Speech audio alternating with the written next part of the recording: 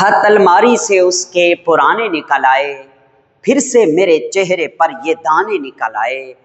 मतलब दाने निकल आए, ये कैसे शेर है? शायर कहता है मैं जब बूढ़ा हो गया, मैंने अपनी अलमारी खोली तो उसमें से मुझे पुराने खत मिले, और जो पुराने खत मैंने देखे तो मुझे मेरी जवानी याद आ गई, जब मेरे चेहरे पे दाने हुआ करते थे। जवानी में दाने निकलते हैं ना चेहरे पे, हार्मोनल चेंजिंग की वजह से। तो क्या कहता है, खत अलमारी से उसके पुराने निकल आए, फिर से मेरे चेहरे पर ये दाने निकल आए। माँ बैठ के तकती थी जहां से मेरा रास्ता, मिट्टी को हटाते ही खजाने निकल आए। और शेर सुने, मुमकिन है कि गांव भी हमें पहचान न पाए, क्योंकि मुमकिन है कि अब गांव भी हमें पहचान न पाए, हम बचपन में ही घर से कमाने निकल आए। और शेर आखिर सुने, चीखें भी यहाँ गौर से सुनता नहीं है कोई, किस शहर में तुम शेर सुनाने निकल आए। बिस्मिल्लाहिर्रहमानिर्रहीम। अस्सलाम वालेकुम दोस्तों, आज हम डिस्कस करेंगे chapter number 6 first year chemistry का लेक्चर नंबर 4। और आज के हमारे टॉपिक का नाम मैंने आपके सामने मेंशन किया हुआ है।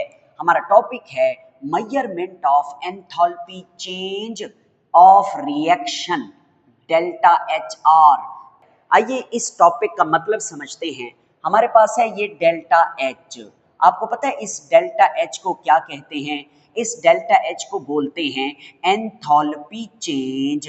एंथैल्पी चेंज क्या होता है हम पहले भी पढ़ चुके हैं, अब भी आपको बता रहे हैं कि अमाउंट ऑफ हीट, हीट की मिकदार, इवॉल्व खारिज हो, और एब्जॉर्ब्ड जो जज्ब हो, ड्यूरिंग के दौरान, ड्यूरिंग अ केमिकल रिएक्शन और फिजिकल चेंज। किसी भी फिजिकल चेंज या किसी भी केमिकल रिएक्शन के दौरान हीट जो एब्जॉर्ब होती है या इवॉल्व होती है, उसे हम क्या कहते हैं? एंथैल्पी चेंज कहते हैं। क्या कहते हैं? एंथैल्पी चेंज कहते हैं। इसी एंथैल्पी चेंज, यही एंथैल्पी चेंज इज मेजर्ड, मालूम की जाती है, is measured by an instrument. एक इंस्ट्रूमेंट से हम इसको मेजर करेंगे, और यही हमारा आज का टॉपिक है। और वो इंस्ट्रूमेंट क्या कहलाता है? इज कॉल्ड, वो कहलाता है कैलोरीमीटर। कैलोरीमीटर, ठीक है, एक ऐसा इंस्ट्रूमेंट जिसकी मदद से आप एंथैल्पी चेंज को मेजर करते हैं। एंथैल्पी चेंज मैं कई दफ़ा बता चुका हूं कि किसी भी केमिकल रिएक्शन या फिजिकल चेंज के दौरान रिलीज होने वाली हीट या एब्जॉर्ब होने वाली हीट को एंथैल्पी चेंज कहते हैं। उसको मेजर करने के लिए हम कौन सा आला, कौन सा ऑपरेटर से इस्तेमाल करते हैं? उसके लिए हम इस्तेमाल करते हैं कैलोरीमीटर। और सुन लीजिए, कैलोरीमीटर की काफ़ी किस्में होती हैं, मगर हमारी बुक में सिर्फ 2 कैलोरीमीटर यूज़ हुए हैं। एक का नाम है गलास कैलोरीमीटर, और आज हम यही पढ़ेंगे। और दूसरे का नाम है बॉम्ब कैलोरीमीटर। तो बॉम्ब कैलोरीमीटर के बारे में हमारे सिलेबस में इतना ज़्यादा नहीं लिखा हुआ, गलास कैलोरीमीटर के बारे में लिखा हुआ है। 2 MCQs आते हैं जो आपको बताना चाहता हूँ। एक MCQ आता है कि गलास कैलोरीमीटर में कौन सी चीज़ कांस्टेंट होती है, तो याद रखना इसमें प्रेशर जो है वो कांस्टेंट होता है, ये आपने याद रखना है। और बॉम्ब कैलोरीमीटर में वॉल्यूम जो है वो कांस्टेंट होता है। ओके हो गया। अब आगे चलते हैं। आगे हमने एक छोटी सी डेफिनेशन पढ़नी है जिसका नाम है स्पेसिफिक हीट कैपेसिटी।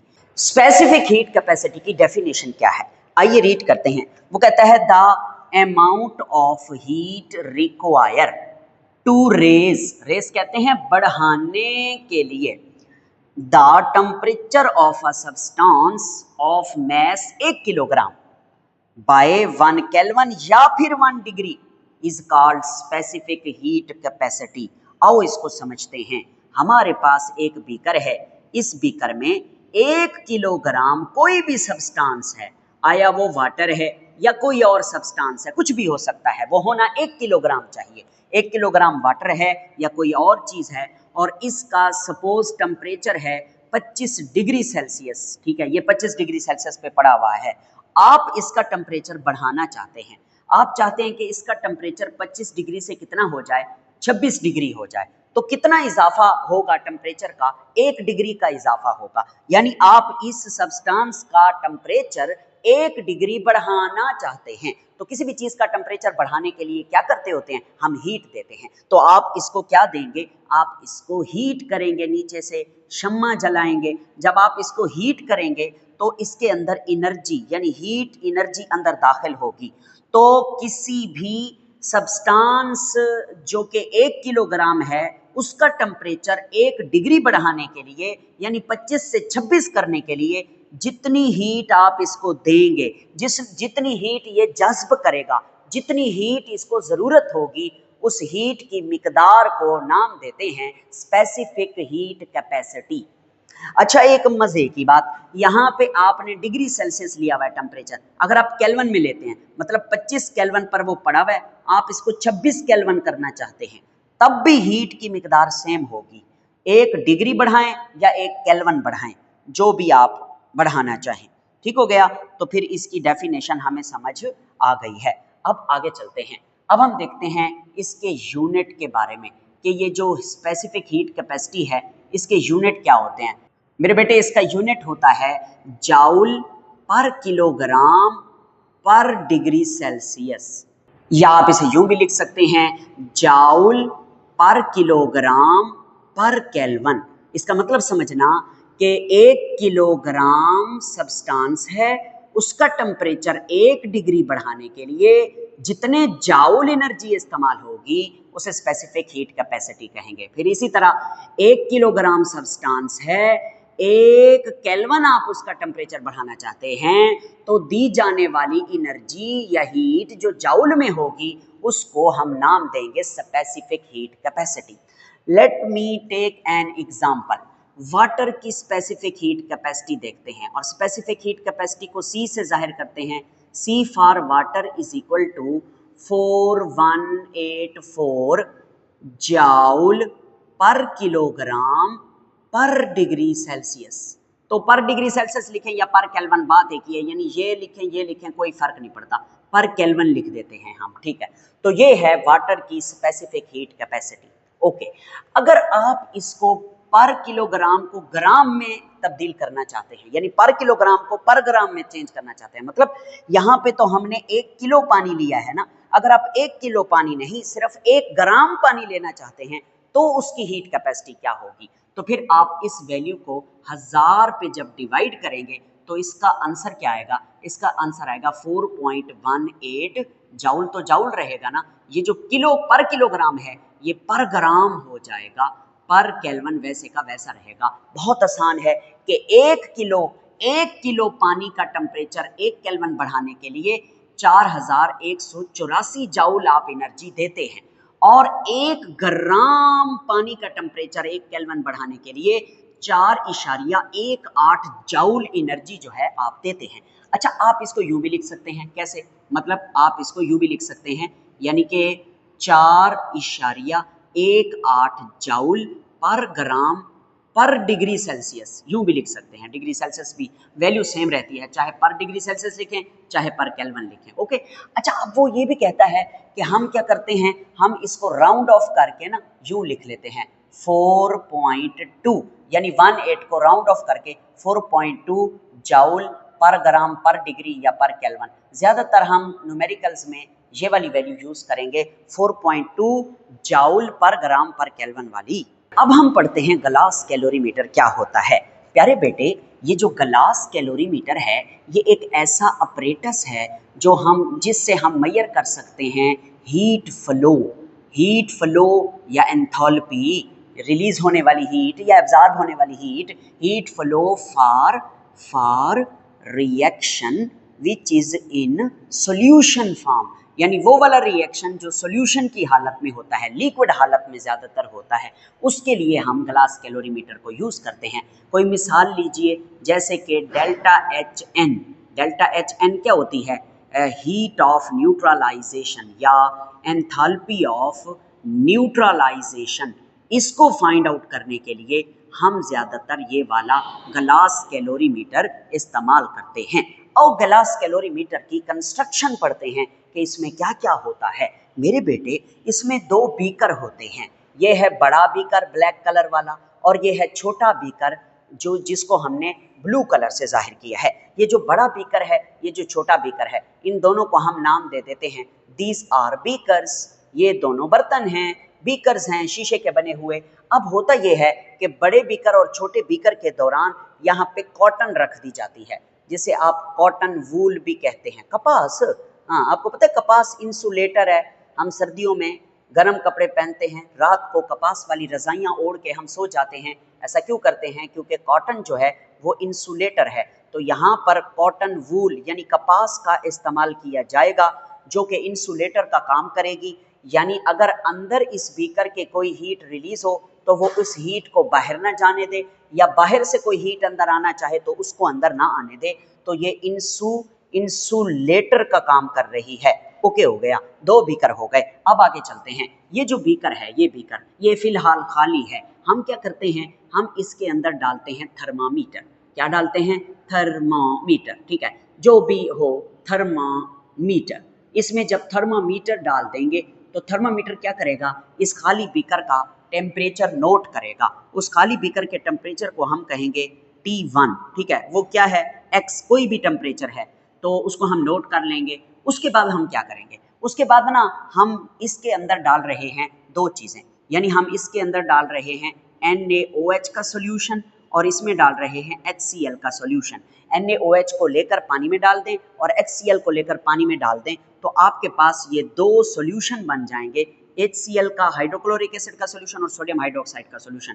इन दोनों को ना आप इसके अंदर डाल देते हैं इसी बीकर में। जब इन दोनों को डालते हैं तो इससे दो चीज़ें बनती हैं, NaCl साल्ट बनता है और H2O यानी वाटर भी बनता है। तो this reaction is called neutralisation.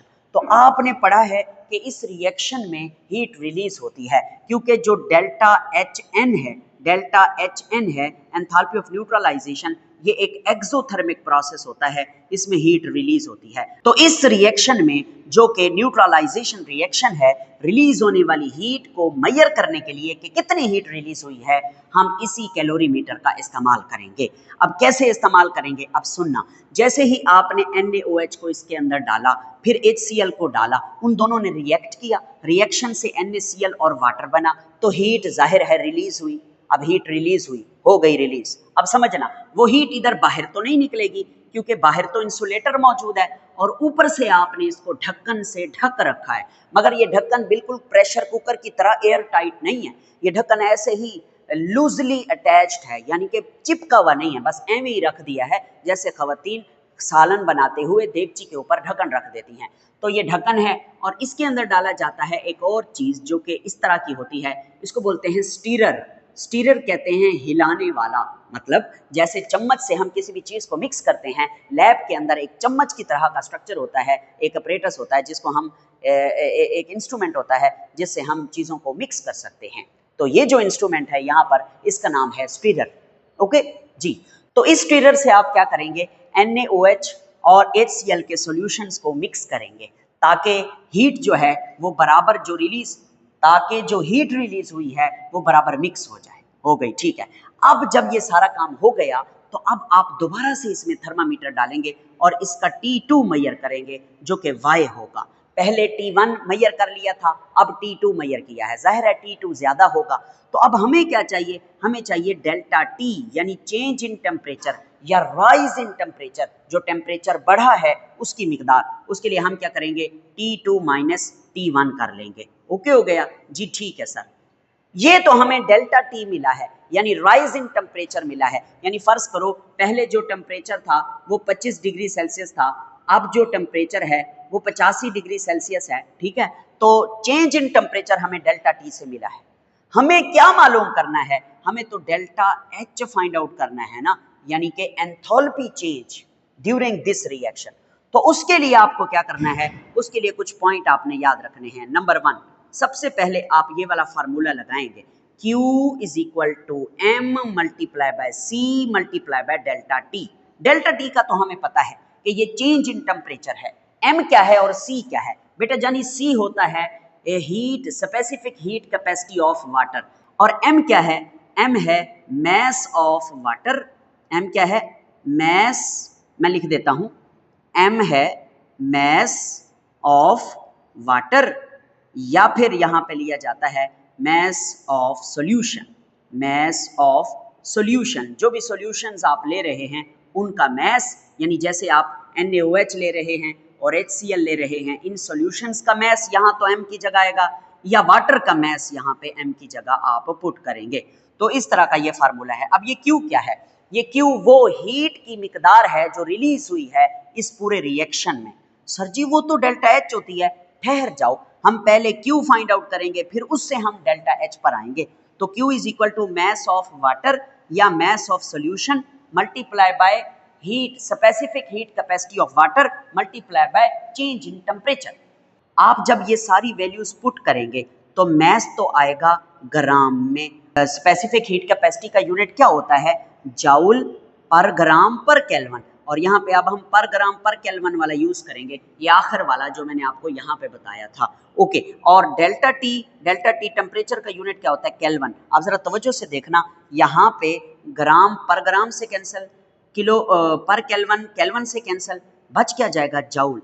तो यहाँ पर जो Q की वैल्यू आएगी वो जाउल में आएगी, यानी Q की जो मिकदार आएगी वो जाउल में आएगी। अब आपने दूसरा काम क्या करना है, you will convert joule into kilo joule, joule को किलो जाउल में तब्दील करेंगे। तो उसके लिए आप क्या करेंगे, आप डिवाइड करेंगे जाउल वाली वैल्यू को बाय 1000, 1000 से आप डिवाइड करेंगे जाउल वाली वैल्यू को। ओके हो गया। जब जाउल किलो जाउल में कन्वर्ट हो जाएगा तो हम क्या करेंगे, हम जनाब हमारा जो Q है वो किलो जाउल में आ चुका है। अब इस Q को हम कहते हैं कि ये डेल्टा H है, ठीक है, delta H is equal to Q। अगर ये एक्सोथर्मिक रिएक्शन है तो फिर आप क्या करेंगे, इस Q के साथ नेगेटिव का साइन लगा देंगे, माइनस Q, रिलीज हीट जो कि रिलीज हुई है किलो जाउल में, that is equal to delta H। Sir ji एक मिनट, हमने डेल्टा H जो एंथैल्पी चेंज है उसका यूनिट पढ़ा था किलो जाउल पर मोल, यहाँ तो है किलो जाउल, हाँ जी किलो जाउल है, तो आप किलो जाउल को किलो जाउल पर मोल में कैसे तब्दील करेंगे, तो उसके लिए फिर आप थोड़ा सा संघर्ष करेंगे कि delta H is equal to Q, ये माइनस Q, ठीक है, डिवाइडेड बाय N। जब आप इसे N से डिवाइड करेंगे तो अब जवाब आएगा किलो जाउल पर मोल। ये N क्या है, ये नंबर ऑफ मोल्स है। तो इस फार्मूले की मदद से आखिरकार हमें एंथैल्पी ऑफ रिएक्शन जो है वो मिल जाएगा। कौन सा reaction, enthalpy of reaction for neutralisation. अच्छा, ये जो आपने इस्तेमाल की है यहाँ पर, यानी मैस ऑफ वाटर लिया है या मैस ऑफ सोल्यूशन लिया है, तो इस केस में, गिवन केस में, यहाँ पे m की जगह आप मैस ऑफ वाटर लेंगे, क्योंकि आपने जो NaOH और HCl यूज किया है ये बहुत थोड़ा थोड़ा डाला है पानी में, NaOH और HCl की मिकदार आपने कम ली है, इसीलिए ये डाइल्यूट सॉल्यूशन बनेंगे। जो डाइल्यूट सॉल्यूशंस होते हैं उनमें सोल्यूट बहुत कम होता है, ज़्यादातर सॉल्वेंट होता है जो कि वाटर है, इसलिए मैस ऑफ वाटर ज़्यादातर यहाँ पे लिया जाता है।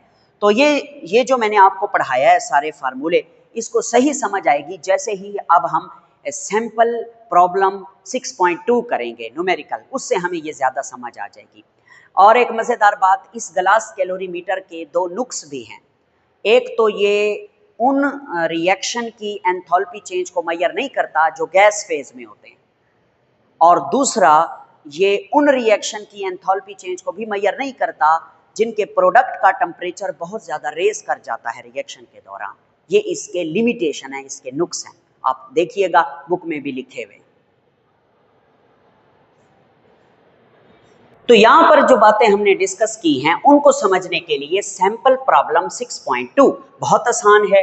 इसमें NaOH और HCl आपस में रिएक्ट कर रहे हैं और NaCl और वाटर बना रहे हैं। अब समझना सवाल पहले कि NaOH का 100 सेंटीमीटर क्यूब का सॉल्यूशन है जिसके अंदर 0.5 मोल पर dm क्यूब NaOH है, मतलब वॉल्यूम ये है सॉल्यूशन का, और उसमें NaOH की मिकदार कितनी है, 0.5 मोल। इसी तरह HCl का सॉल्यूशन है 100 cm³ का, जिसमें HCl कितने मोल डिजॉल्व है, 0.5 मोल डिजॉल्व है। ठीक हो गया, ये बात हो गई। तो इन दोनों को आप डाल रहे हैं इस ग्लास कैलोरीमीटर में, इनका रिएक्शन होता है, NaCl बनता है और वाटर बनता है।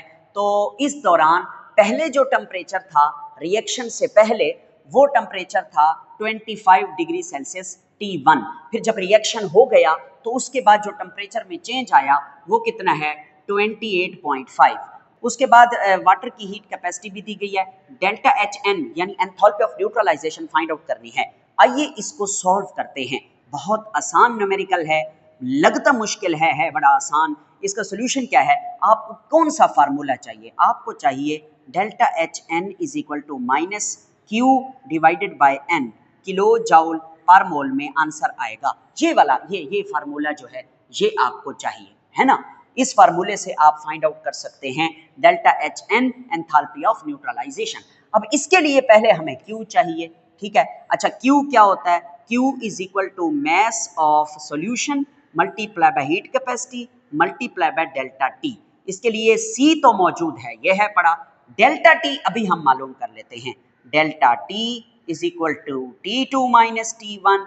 T2 क्या है, 28.5 माइनस T1 क्या है, 25। आंसर आएगा 3.5 डिग्री सेल्सियस। इसको डिग्री सेल्सियस लिखें या 3.5 केल्विन लिखें, बात एक ही है, आपने इसे केल्विन में लिखना है। और क्या चाहिए, C भी है पड़ा, डेल्टा T भी है पड़ा, M नहीं है हमारे पास, मैस नहीं है। तो मैस कैसे मालूम करेंगे, देखें भाई, आपको पता है डेंसिटी ऑफ वाटर क्या होती है, डेंसिटी ऑफ वाटर होती है 1 ग्राम पर सेंटीमीटर क्यूब। ठीक है सर जी। अब NaOH का वॉल्यूम कितना है, 100 cm³, और दूसरे HCl का वॉल्यूम कितना है, 100 cm³। तो ये दो सॉल्यूशंस हैं, इनको जब हम मिक्स करते हैं 100 cm³ और 100 cm³ कितना हो जाता है, 200 cm³। तो हम लिखेंगे वॉल्यूम ऑफ सॉल्यूशंस, दोनों solutions is equal to 100 plus 100 is equal to 200 cm³। यानी एक 100 cm³ ये वाला, एक 100 cm³ ये वाला, दोनों को जब इधर डालेंगे तो इसमें 200 cm³ का सॉल्यूशन होगा। हमने भी mess of solution find out करना है, मैस ऑफ सॉल्यूशन, और यहाँ पे सॉल्यूशन कौन है, पानी है। सर जी NaOH और HCl नहीं है, भाई NaOH का पतला सॉल्यूशन है, HCl का भी पतला सॉल्यूशन है, 0.5 मोल 0.5 मोल इसके अंदर क्या है, HCl और NaOH हैं, तो ये ज़्यादातर पानी ही है इसमें। तो यहाँ पर हम mess of water he find out करने जा रहे हैं। तो 200 cm³ वॉल्यूम है इन दोनों के सॉल्यूशंस का। अब वॉल्यूम को मैस में कैसे तब्दील करें, आपने फार्मूला पढ़ा होगा D is equal to M/V।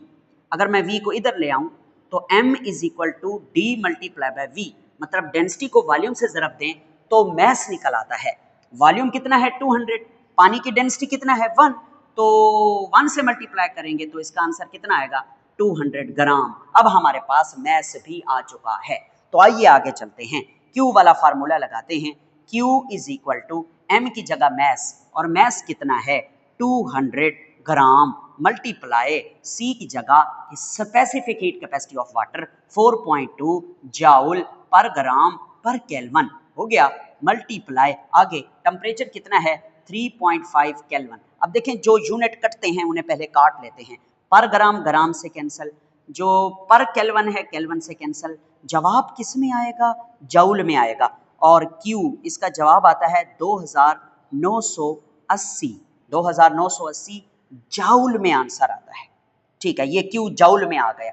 यहां पर देखो, ये इसको हमने सॉल्व किया, आंसर Q का किस में आ गया, जाउल में। अब convert joule into kilo joule by dividing with 1000, इसको 1000 के साथ डिवाइड कर दें, इसका आंसर आएगा 2.98, क्या जाउल, नहीं किलो जाउल। अब आपके पास Q की वैल्यू किलो जाउल में आ चुकी है। अब आपने क्या करना है, अब आपने यहां पर पुट करना है इस वैल्यू को, मगर इसको डिवाइड करना है N से। ये N क्या है, N है number of mole of water which are going to produce. यहां पर ये जो पानी बन रहा है इसके नंबर ऑफ मोल्स हैं। N is equal to number of moles of water produced. ये कैसे मालूम करेंगे, अब यहाँ पे हम चैप्टर नंबर 4 यूज करेंगे, स्टाइकोमेट्री लगाएंगे। कैसे, जरा देखिएगा। हमारे पास गिवन क्या है, हमारे पास गिवन है वॉल्यूम है किसका, NaOH का और HCl का, दोनों का सेम है। दोनों में से किसी एक का ले लें। फर्ज करो हम वॉल्यूम ऑफ HCl ले लें या फिर NaOH ले लें, दोनों बराबर नहीं है? जी बराबर है सर जी। कितना है? 100 cm3।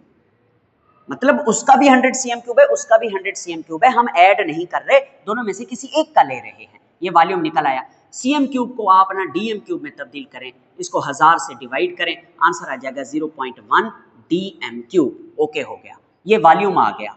अब देखें, इन्होंने हमें कंसंट्रेशन भी दी हुई है, NaOH की भी कंसंट्रेशन दी हुई है, HCl की भी कंसंट्रेशन दी हुई है। तो कंसंट्रेशन या C ऑफ HCl लें या NaOH, किसी एक का ले लें। HCl ले लेते हैं, HCl दैट इज 0.5 मोल पर dm3। ये हमारे पास कंसंट्रेशन भी मौजूद है। अब वॉल्यूम भी है पड़ा और कंसंट्रेशन भी है पड़ी। हमने कंसंट्रेशन का फार्मूला पढ़ा था, number of mole divided by volume. अब हमें क्या चाहिए, हमें नंबर ऑफ मोल्स चाहिए। वॉल्यूम को इधर ले जाएं, N is equal to C multiply by V, यानी concentration multiply by volume. N is equal to, concentration क्या है, कंसंट्रेशन है 0.5 और वॉल्यूम क्या है 0.1। इसका आंसर आएगा 0.05। इसका आंसर आएगा 0.05 मोल। ये किसके मोल हैं? ये हैं मोल्स ऑफ HCl, या आप इसको कह सकते हैं मोल्स ऑफ NaOH, दोनों के सेम होते हैं। ओके, वो कितने हैं? वो हैं 0.05 मोल। अब जरा देखना, अब हम ना बैलेंस्ड केमिकल इक्वेशन की हेल्प लेंगे। बैलेंस्ड केमिकल इक्वेशन क्या होती है? NaOH plus HCl converted into NaCl plus H2O। ठीक है, इसको गौर से देखें। इसमें HCl कितने मोल है? 1 मोल है। पानी कितने मोल बन रहा है? 1 मोल। हम लिखेंगे according to balanced chemical equation 1 mole of HCl produce 1 mole of water. 1 mole HCl जो है वो 1 मोल वाटर पैदा कर रहा है। हमारे पास गिवन न्यूमेरिकल में कितने मोल हैं HCl के? 0.05 मोल। सो 0.05 मोल of HCl will produce 0.05 mole of water. तो आप पता चल गया ना कि 0 पॉइंट यानी 1 मोल HCl 1 मोल पानी बना रहा है इस इक्वेशन के मुताबिक। तो हमारे पास 0.05 मोल HCl है, तो पानी के भी कितने मोल बनेंगे? 0.05 मोल ही बनेंगे। अब हम क्या करेंगे? अब हमारे पास N की वैल्यू आ चुकी है। मतलब कैसे? N इज इक्वल टू क्या वैल्यू आई है? 0.05 मोल। ठीक हो गया। अब आपको पता है ये जो आपने वैल्यू निकाली हुई है, ये वाली वैल्यू, ये अगर 0.05 मोल वाटर बने तो इतनी एनर्जी जो है वो रिलीज होती है। ये एनर्जी जो है ये है Q is amount of heat evolve when 0.05 mole water is produced. Water is produced और वो कितनी है? वो है 2.98 किलो जूल। हमें 0.05 मोल वाटर की हीट नहीं चाहिए, हमें 1 मोल वाटर की हीट चाहिए कि 1 मोल पानी जब बनता है तो कितनी हीट रिलीज होती है। उसी को तो एंथैल्पी ऑफ न्यूट्रलाइजेशन कहते हैं। उसके लिए हम क्या करेंगे? हम ये फार्मूला यूज करेंगे। तो delta HN is equal to minus का साइन लगाएंगे क्योंकि एक्सोथर्मिक है। Q की हमारे पास जो वैल्यू है वो है 2.98 किलो जूल और नीचे हम N लिखेंगे। N है ये N, ये है 0.05 मोल। ये मोल जब ऊपर आएगा तो पर मोल बन जाएगा और इसका मेरे बेटे जो आंसर निकलता है डेल्टा HN का वो है -58.8 किलो जूल पर मोल। This is the final answer for this numerical. अब आपकी बुक में क्विक चेक है, ये आपकी असाइनमेंट है, इसको आपने खुद करना है। सेम ऐसे ही ये न्यूमेरिकल हुआ है जैसे मैंने ये वाला कराया है। फ़र्क पता क्या है? फ़र्क ये है कि इसमें 100 cm क्यूब 100 cm क्यूब है, वहाँ 50 cm क्यूब 50 cm क्यूब है। यहाँ पे T1 T2 दिया हुआ है, वहाँ पे डेल्टा T डायरेक्टली दिया हुआ है। तो आप खुद करें, देखें आपसे होता है या नहीं। ना हुआ तो मैं हूं ना, किसका है ये तुमको इंतज़ार, मैं हूं ना। अल्लाह हाफ़िज़। स्क्रीनशॉट भी बना लें आप, बल्कि रुको, इसका स्क्रीनशॉट बाद में बनाना। एक मिस्टेक है। मिस्टेक क्या है? यहाँ पे 2940 है ना कि 80। इसको ठीक कर लें, 2940, ठीक है, 2940। तो फिर इधर भी क्या आएगा? 294 आएगा। बाकी तो कहीं नहीं है, बाकी बिल्कुल ठीक है। आंसर बिल्कुल यही है और ये आंसर 294 से निकला है, ना कि 298 से। इसको ज़रा करेक्ट कर लीजिएगा। अब बना लें स्क्रीनशॉट। अब आपका है ये लेक्चर।